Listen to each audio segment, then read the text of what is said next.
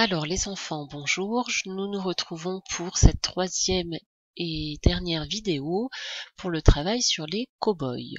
Donc nous avons un peu de lecture aujourd'hui et des questions auxquelles répondre et également une illustration ensuite, nous verrons après. Donc allons-y, je vous lis la partie à lire. Enfin la nouvelle partie à lire.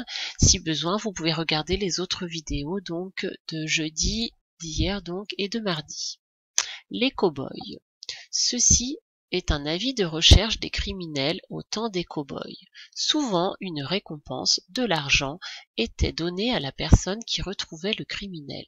Donc vous voyez ici cette affiche, vous en avez peut-être déjà vu, on mettait donc la photo du criminel recherché et en dessous on inscrivait la somme donc de la récompense destinée à la personne qui retrouvait donc le criminel. Voilà. Lucky Luke est un personnage de bande dessinée, donc on dit une BD, donc le B pour le mot bande et le D pour dessiner, donc est un personnage de bande dessinée, est un cow-boy célèbre. Il est connu pour être l'homme qui tire plus vite que son ombre. Il est accompagné par son cheval Jolly Jumper et la plupart du temps par son chien Rantanplan.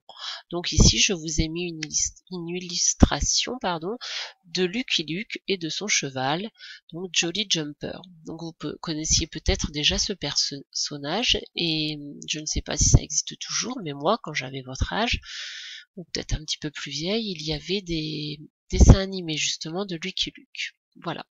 Alors, on nous pose plusieurs questions sur ce travail. Donc on nous demande quel est le métier des cow-boys. Alors, est-ce que vous vous en souvenez, pardon. Donc on a dit que les cow-boys, donc je vais vous répondre à l'oral, les cow-boys, ils gardent les troupeaux, d'accord, les troupeaux d'animaux. Ensuite, on nous dit avec quoi un cow-boy peut-il attraper les animaux? Alors, vous vous souvenez de ce qu'il a dans sa main, sa corde? Comment ça s'appelle ça? Donc, il peut attraper les animaux avec un lasso. Voilà. Ensuite, on nous dit comment le cow-boy se protège-t-il de la poussière? Alors, pour se protéger de la poussière, il utilise deux choses. Vous vous souvenez? Son chapeau et son bandana. Bandana ou foulard. Vous voyez le chapeau pour protéger sa tête et le bandana ici. Donc souvent ils le relevaient pour cacher leur nez et leur bouche. Que faisaient les cow-boys pour se détendre? Eh bien on a vu que pour se détendre, les cow-boys allaient au saloon, parfois jouer aux cartes, ou également ils faisaient du rodéo à dos de cheval, notamment. Voilà. Donc on regarde le travail après.